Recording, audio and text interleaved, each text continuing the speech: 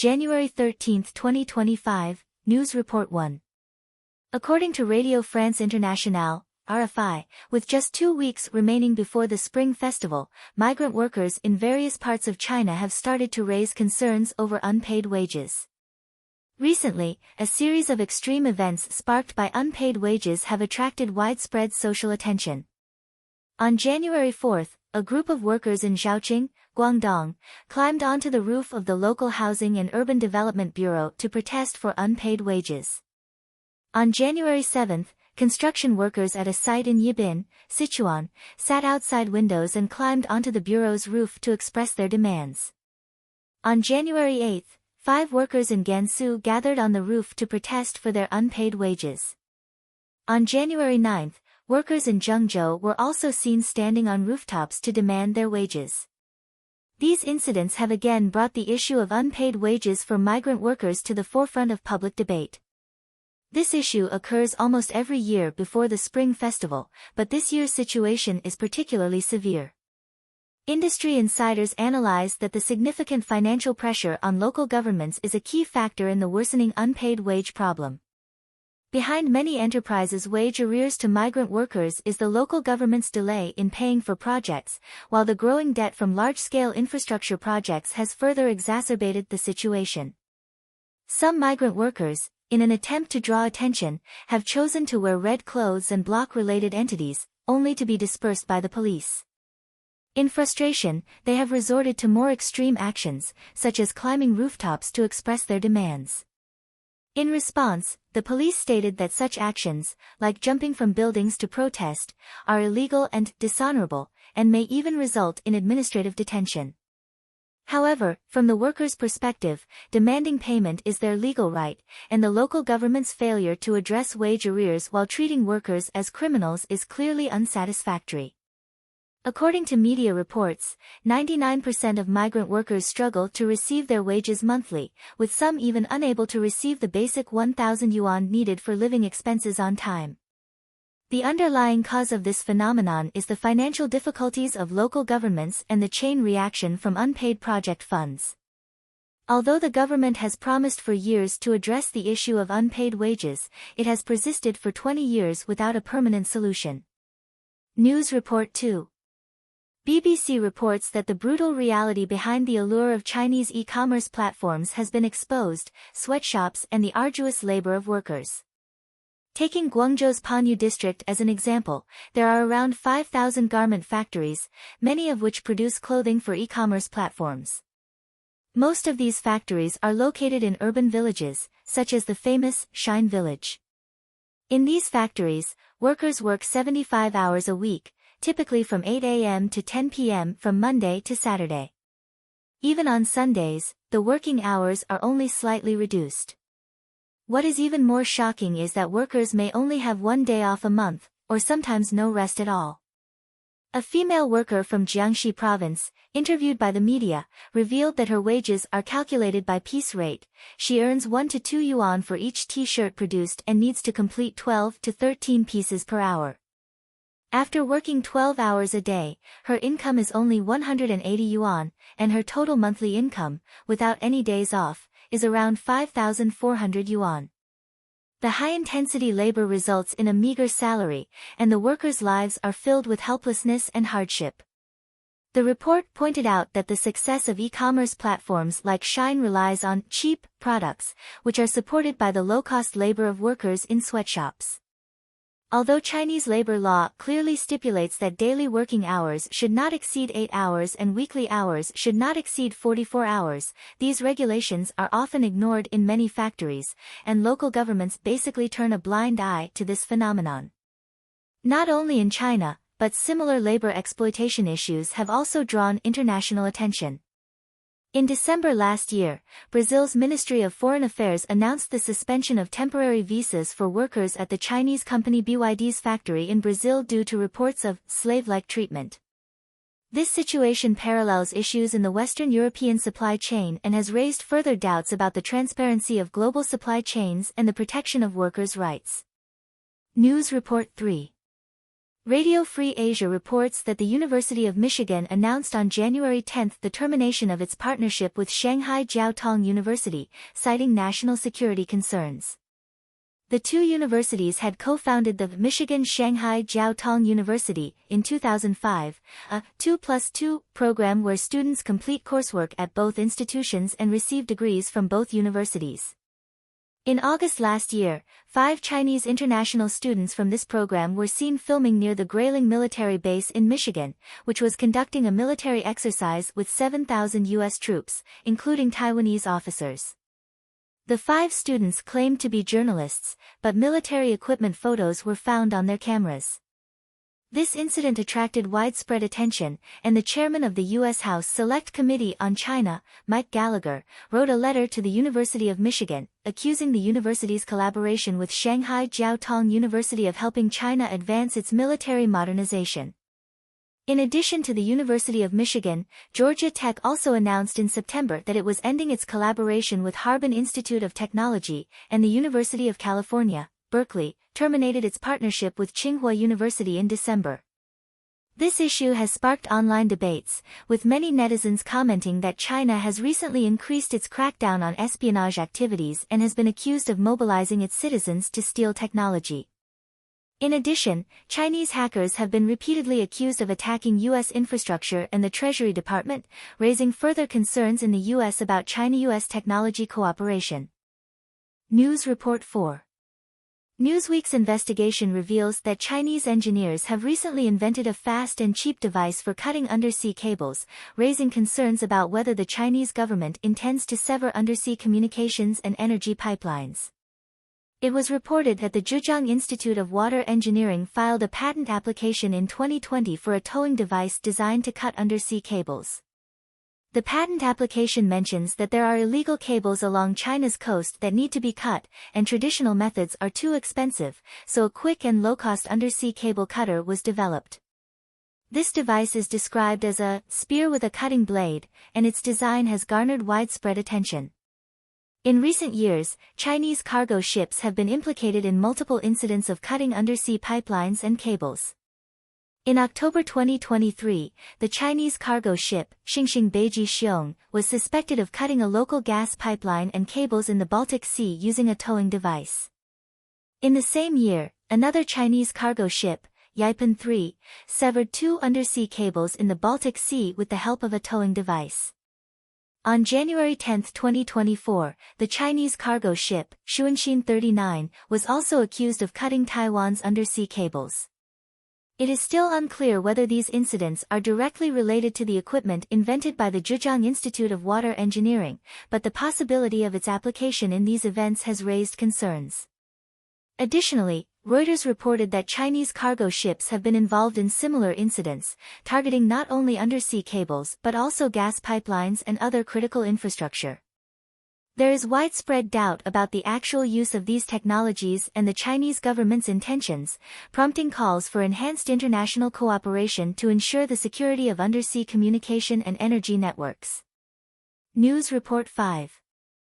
Reuters reports that the U.S. Trade Representative, USTR, has recently completed a Section 301 investigation and concluded that China has achieved a dominant position in global maritime logistics and shipbuilding industries through unfair policies and practices. The U.S. is expected to take further measures against these industries, including imposing additional tariffs. The investigation revealed that the global shipbuilding industry is worth approximately $150 billion, and China's market share has increased from less than 50% in 2000 to over 50% in 2023. This growth is closely linked to massive government subsidies.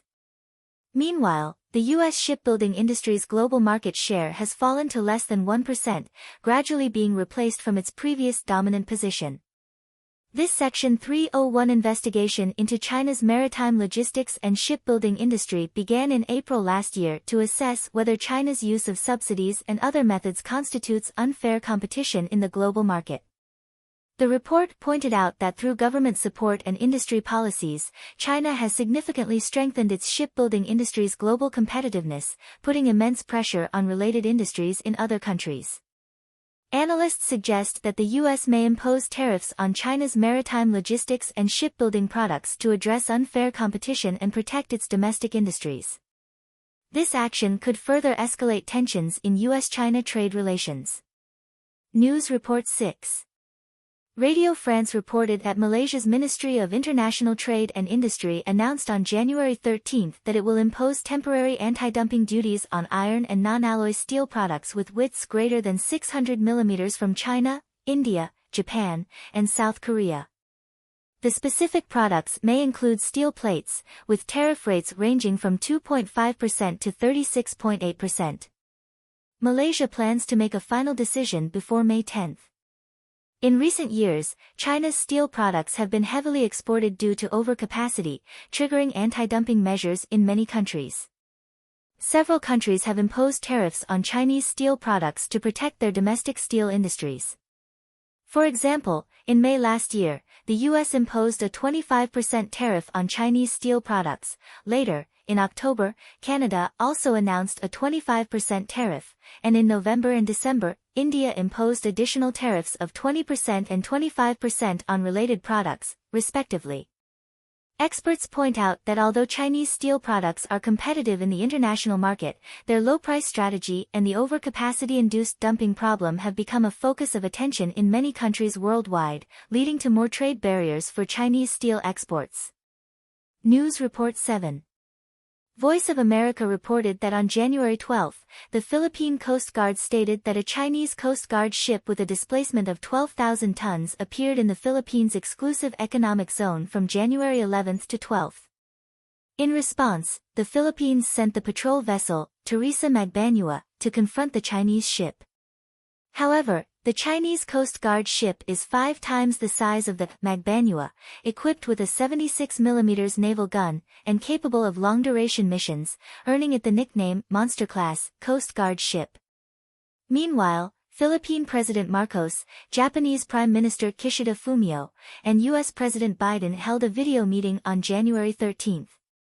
The White House statement indicated that the three leaders reiterated their commitment to deepen cooperation in response to China's dangerous and illegal actions in the South China Sea. The Philippines and Japan both have territorial disputes with China and have signed bilateral defense agreements with the U.S. In recent years, tensions between the Philippines and China in the South China Sea have escalated, with Chinese ships appearing almost daily near Japan's Diaoyu Islands. Last year, leaders of the U.S., Japan, and the Philippines held a historic trilateral meeting in Washington to discuss security cooperation, infrastructure development, and regional economic resilience. Afterward, the three countries conducted joint operations in the South China Sea to demonstrate their cooperation and address regional tensions. News Report 8. According to a survey reported by Japan's Kyodo News on January 11, 53% of Japanese companies are either prepared for or are making preparations for a possible Taiwan emergency. Specific measures include developing response manuals, planning personnel evacuations, and stockpiling key inventories. Additionally, 12% of companies, while not yet taking specific actions, believe that it is necessary to consider formulating relevant response plans. The survey shows that 54% of the companies believe that tensions in the Taiwan Strait are escalating and have had a significant or moderate impact on their businesses. The main concerns include interruptions to maritime and air transport, 53%, and instability in the chip supply chain, 48%. The survey, conducted from late November to mid-December last year, involved 114 Japanese companies. The results reflect Japanese companies' high concern about the Taiwan Strait situation and their active preparations to cope with potential risks. News Report 9. Xinhua News Agency reported that a delegation from the PLA Eastern Theater Command will visit Japan in mid-January. During the visit, the delegation will meet with officials from Japan's Ministry of Defense and Self-Defense Forces Joint Staff Office and visit related military units. The Eastern Theater Command is responsible for military operations in the East China Sea, eastern regions, and the Taiwan Strait, and its activities also include the waters around the Diaoyu Islands. In December last year, the Eastern Theater Command organized naval and Coast Guard ship formations to conduct blockade exercises in the public sea strait, showing a notable increase in military activities around Japan in recent years. Additionally, Japan's Kyodo News reported that on January 13, Japanese Liberal Democratic Party Secretary-General Hiroyuki Moriyama and Komeito Party Secretary-General Nishida arrived in China for a visit and will meet with National Committee of the Chinese People's Political Consultative Conference Chairman Wang Huning and Foreign Minister Wang Yi on January 14. The focus of this visit is to restart the China-Japan ruling party exchange mechanism, which has been stagnant for 7 years, with both sides using this opportunity to promote relevant cooperation and dialogue. News Report 10. Radio France reported that UK Chancellor of the Exchequer Reeves is currently visiting China. During a press conference on January 11, he mentioned that the UK and China have reached an agreement aimed at deepening financial services trade and expanding agricultural and food exports, which is expected to bring £600 million in revenue to the UK over the next 5 years. However, Reeves' statement sparked doubts. He remarked, "I don't know how he calculates it, and I don't know when the UK became a food exporting country." He also sarcastically said, "Isn't financial services trade just HSBC? What else does the UK have? I can't see it." Since the Labour government took office in July last year, it has been actively promoting relations with China, while the Conservative Party has criticised the Labour government, believing that trade should not come at the expense of national security and human rights. Many believe that the economic and trade relations between China and the UK are not as close as claimed, so the Labour Party's proximity to the Chinese government may have other motivations, with the £600 million claim seen by some as a tactic to fool voters. News Report 11. On January 13, China's General Administration of Customs released data on imports and exports for December. China's exports reached $335.6 billion in December, marking a 10% year-on-year increase, setting a significant growth rate. In contrast, imports were $230.7 billion, growing only 1%. The weakness in imports reflects relatively weak domestic demand in China, while exports performed strongly. Notably, exports to the United States rose 5% in December, and analysts believe this may be due to U.S. retailers making bulk purchases of Chinese goods before potential tariffs imposed by the Trump administration. Additionally, some of the increase in exports flowed to Southeast Asia, which then transshipped them to the U.S. News Report 12. The Liberty Times reported on January 12 that Taiwanese YouTuber Ba Jiong, attending a forum by Taiwan's Central News Agency, revealed that he received information indicating that China has infiltrated Taiwan, setting up 5 bases in New Taipei City and Taichung to help Taiwanese citizens obtain Chinese ID cards. In response, Taiwan's Minister of Struggle, Lu Shifang, stated on January 13 that the government would thoroughly investigate the information provided by Ba Jiong. A preliminary investigation by Taiwan's Ministry of the Interior revealed that fewer than 10 people in Taiwan currently hold Chinese ID cards. Earlier, Ba Jiong had claimed that around 200,000 Taiwanese citizens possess Chinese IDs, drawing significant attention. News Report 13. The United Daily News reported that the Taiwan People's Party held a rally at Taipei's Freedom Square on the evening of January 11 to protest Ko Wen-je's involvement in corruption cases, judicial unfairness, and his opposition to Lai Ching-te's presidential re-election bid. At the rally, acting chairman Huang Kuo-chang emphasized that the People's Party had not attempted to storm Lai's residence, choosing not to do so. He also pointed out that although the event organizers claimed there were 150,000 attendees, aerial footage estimated the actual turnout at around 30,000. Regarding the corruption allegations against Ko Wen-je, Huang stated that while the evidence was clear, there was no judicial unfairness in the process, and any claims of such should be backed with proof, emphasizing that accusations alone should not be used to declare guilt. Additionally, the People's Party announced on January 13 that they would hold a party chair election on February 15, with Huang Kuo-chang and Tsai Pai-lu being the leading candidates, with Huang slightly ahead in support. News Report 14. Radio Television Hong Kong reported on January 13 that Hong Kong's National Security Department took Hong Kong Public Opinion Research Institute chairman Chung Ting-yu into custody for questioning, suspecting him of assisting Chung Kin-hwa. Chung Kin-hwa, the institute's vice president and vice CEO, moved to the UK in 2022. The Hong Kong government accuses Chung Ting-yu of aiding Chung Kin-hwa, even though Chung Kin-hwa had left the organization in April 2022, and Chung Ting-yu had stated that they had no contact after his departure. Chung Ting-yu described these accusations as absurd. Furthermore, in December of the previous year, the National Security Department offered a reward of 1 million Hong Kong dollars for the capture of Chung Kin-hwa, accusing him of inciting secession, colluding with foreign forces, and endangering national security. Chung Kin-hwa denied promoting Hong Kong independence, prompting external concerns over the influence of mainland China on Hong Kong's legal and law enforcement environments. News Report 15. According to Twitter reports, Li Yixue, a woman from Jiangxi, left Beijing City Hospital on January 10 but is being monitored by the government under residential surveillance. Li was reportedly sent to a psychiatric hospital in Jiangxi's Nanchang City on December 22, where doctors diagnosed her with a severe mental disorder. However, on January 11, the Nanchang Public Security Bureau issued a notice stating that her father had taken her home on January 10. Contradicting the official report, some bloggers released photos showing Li under house arrest in a hotel in Nanchang, where she was seen shouting at the front desk, claiming the government's report was false and that she had been driven insane. On January 12, Li posted a video stating that she was detained in the hotel under guard by several officers. She further pointed out that the police report was entirely false, and when her father attempted to release a clarification video, he was unsuccessful.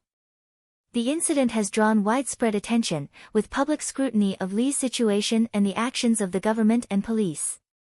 News Report 16. According to Voice of America, wildfires in California have been burning for a week, and the situation remains out of control, with the death toll rising to 24.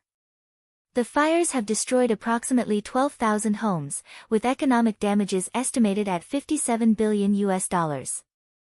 Weather forecasts predict that from January 13 to 15, California will face strong winds with speeds reaching 96 km per hour, which will exacerbate the fire situation. The ongoing drought in California is also making firefighting efforts more difficult. Currently, around 14,000 firefighters from the U.S., Canada, and Mexico are involved in rescue operations, and over 80 aircraft are being used to assist with fire suppression. The fires continue to pose a significant threat to local communities, properties, and ecosystems, and it is expected that they could spread further in the coming days. News Report 17. Yonhap News reported on January 13 that the National Intelligence Service of South Korea stated that over 3,000 North Korean soldiers supporting Russia have been killed or wounded, including 300 deaths and 2,700 injuries. The South Korean intelligence agency believes that the large-scale casualties of North Korean soldiers are due to two main reasons. First, the failure to shoot down drones, which resulted in casualties as North Korean soldiers were hit during combat. Second, a lack of rear support, with North Korean soldiers making direct charges without necessary backup, leading to heavy losses. Furthermore, the South Korean intelligence service revealed that some of the fallen soldiers had left notes stating their intention to commit suicide, as they were ordered to do so by the North Korean government before being captured. The notes also indicated the soldiers' willingness to join the Workers' Party in hopes of receiving amnesty. This approach is similar to past volunteer army tactics and highlights the North Korean regime's extreme disregard for the lives of its soldiers.